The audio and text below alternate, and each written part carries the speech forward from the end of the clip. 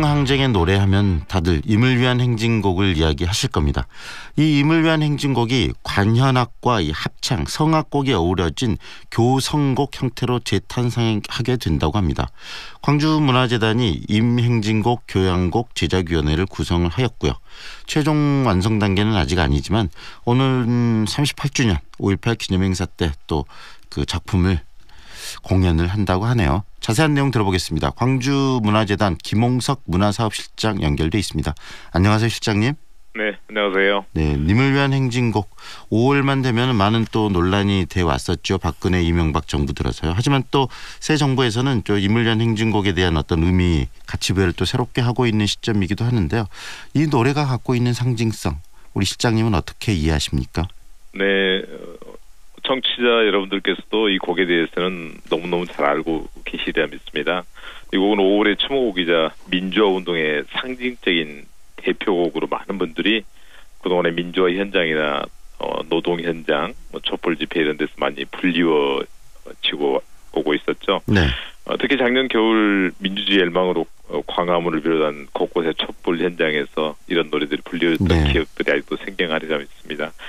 2009년 전까지 5.18 민주화운동 기념식장에서는 비공식적으로 재창이 되었는데 아시다시피 이명박 정부 때 네. 공론 분열 우려 방침에 따라서 원하는 사람만 합창 형식으로 부르자 하면서 많은 우여곡절을 겪었던 일들입니다.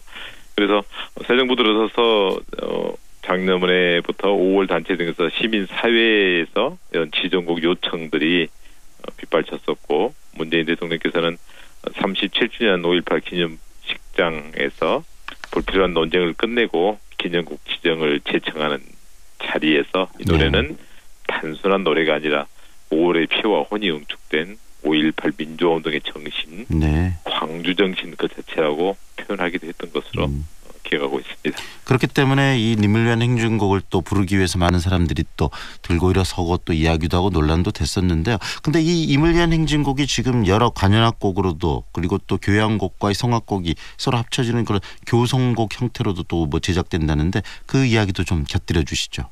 그렇습니다.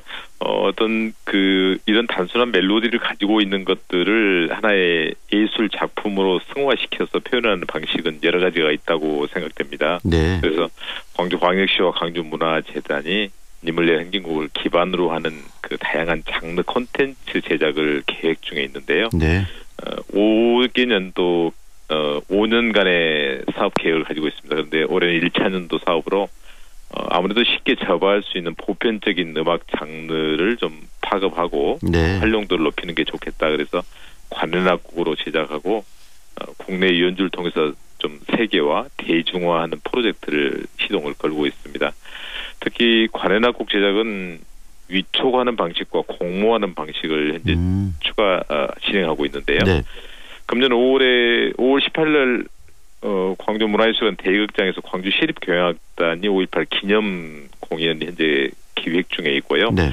이 자리에서 저희가 서곡과 말씀하신 교성곡 형태의 곡을 이때 선을 보이고 그 후에 이제 9월쯤에 광주시립교향악단이 협주곡 형태라든가 다른 관현악곡 이런 것들을 공모와 위촉 형식으로 해서 10월까지 공연을 하고 국내뿐만이 아니라 해외에도 한 2번 정도 공연 계획을 현재 준비 중에 있는데요.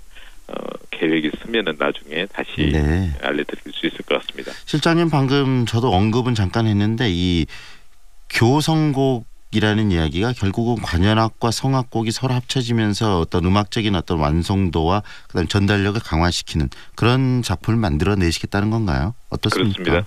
우리가 그 교성곡이라고 이렇게 표현합니다만은 그 한자로 돼 있어서 교향악곡, 성악곡이라고 하는데 원래는 이탈리아 말로 하면 칸타타라고 이렇게 얘기도 하기도 합니다만은 음악적인 측면에서는 이렇게 그 오페라적인 요소에서는 액팅도 하고 무용 이런 것들이 많이 들어가지만은 이것은 그냥 관현악곡과 액팅, 의상 이런 게 없이 바로 이제 연주되는 형태들. 그래서 오라토리오, 칸타타 뭐 이렇게 나눠집니다만 그보다 작은 규모의 교향악과 성악 합쳐지는 형태의 곡을 저희가 교성곡이라고 얘기하고요.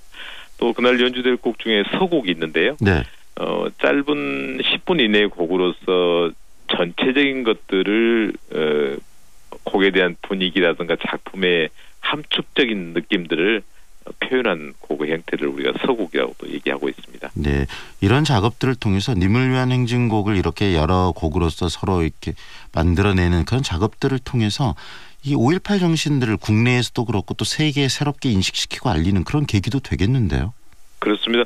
우리가 여러 가지 사실은 아리랑이라든가 이런 우리 고유하는 주제어들도 있습니다만은 외국의 작품들을 보면 어떤 민족주의적인 경우들 교향시에서 스메타나 몰다우라든가 네. 대표적으로 이런 작품들을 들 수가 있는데 우리가 또 민주 인권 평화의 상징적인 것들이 많이 노래가 세계적으로 불려지고 있죠. 예를 들어서 레미제라블에서 많이 불렸던 라 마르세네즈, 네. 그다음에 현장에 불러준 벨라차오, 한국을 대표하는 님을 위한 행진곡 이런 것들이 좀 그 형태는 다르지만은 추구하고 있는 방향들이 거의 비슷하기 때문에 이런 걸 통해서 또 우리나라가 알려주고 이런 상징성들이 널리 보급되리라 믿습니다. 네, 어떤 분들이 이렇게 함께 하십니까?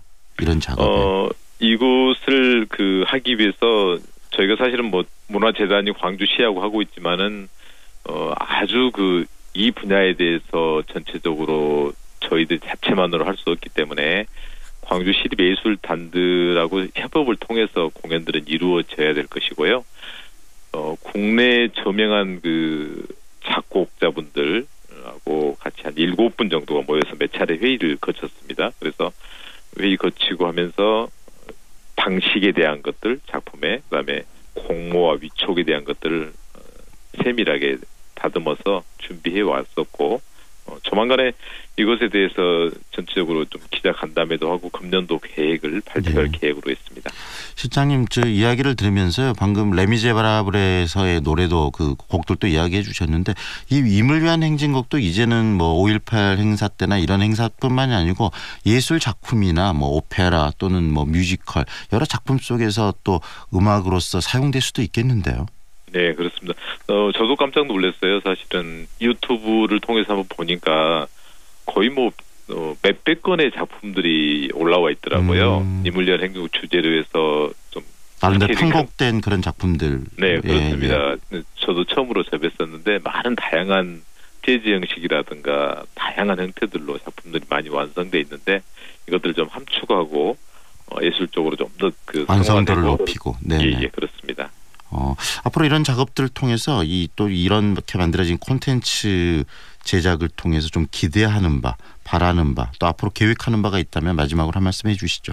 5.18 이런 민주화 운동뿐만 아니라 동남아시아, 중앙아시아 이런 여러 나라들에서 이런 민주화라든가 이런 것들을 열망하고 또 많은 다른 나라들에서 이런 현장에 우리가 겪어왔던 과정들을 거치고 있잖아요. 이런 것들이 연장선상에서 이런 나라들뿐만 아니라 다른 민주화가 덜 이루어지고 이런 나라들에서 이런 노래들 좀 불리워지고 네. 또 이걸 통해서 인권이 존중받고 민주주의가 좀 더 성숙해가는 그런 예술적인 작품으로 그들에게 정신적인 하나의 좀 허브가 되고 자극이 됐으면 하는 바람을 갖습니다.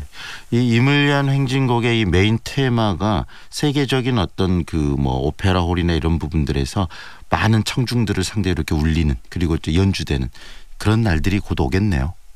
다 같이 노력하고 좋은 작품을 만들기 위해서 최선을 다하겠습니다. 네, 계속 노력해 주시기 바랍니다. 좋은 성과가 있을 거란 기대가 듭니다. 오늘 말씀 잘 들었습니다.